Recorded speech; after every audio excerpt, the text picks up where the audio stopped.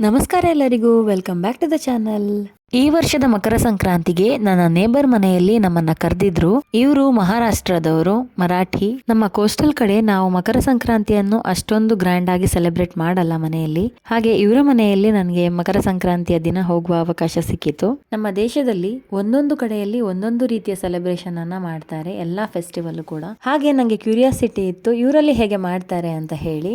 ಇವರು ಮಕರ ಸಂಕ್ರಾಂತಿಯ ಹಳದಿ ಕುಂಕುಮದ ಜೊತೆಗೆ ಒಂದು ಸಣ್ಣ ತುಂಡು ಕಬ್ಬು, ಕ್ಯಾರೆಟ್, ಒಂದು ಬಟಾಣಿ, ಜವಳಿಕಾಯಿ, ಇದ್ರ ಜೊತೆಗೆ ಒಂದು ಡಬ್ಬಿ ಇಷ್ಟನ್ನ ಕೊಟ್ಟಿದ್ರು. ಇನ್ನು ಅವರ ಮಗಳಿಗೆ ಕೂಡ ಆರತಿ ಮಾಡ್ಲಿಕ್ಕೆ ಇತ್ತು. ಇವರ ಕಡೆ ಮಕ್ಕಳಿಗೆ ಆರತಿ ಮಾಡಿ ಚುರುಮುರಿ ಇರುತ್ತಲ್ಲ ಅದನ್ನ ತಲೆ ಮೇಲೆ ಹಾಕ್ತಾರೆ. ನಮ್ಮ ಕಡೆ ಅಕ್ಕಿಯನ್ನ ಹಾಕ್ತಾರೆ ತಲೆ ಮೇಲೆ. ಇದೊಂದು ಸಣ್ಣ ಡಿಫ್ರೆನ್ಸ್ ಅಂತ ಹೇಳ್ಬೋದು. ಮತ್ತೆ ಉಳಿದಿದ್ದೆಲ್ಲ ಆಲ್ಮೋಸ್ಟ್ ಸೇಮ್. ಮಕ್ಕಳಿಗೆ ಸ್ವಲ್ಪ ಚುರುಮುರಿ ಹಾಕಿ ಅಂತ ಹೇಳಿದ್ರೆ ಆಟ ಆಡ್ಲಿಕ್ಕೆ ಸ್ಟಾರ್ಟ್ ಮಾಡಿದ್ರು. ಆ ಮಗು ಪಾಪ ಸುಮ್ಮನೆ ನಿಂತಿತ್ತು. ಓಕೆ, ನಾನಿನ್ನು ನಿಮ್ಗೆ ಸಿಗ್ತೇನೆ ಇನ್ನೊಂದು ವಿಡಿಯೋದಲ್ಲಿ. Thank you.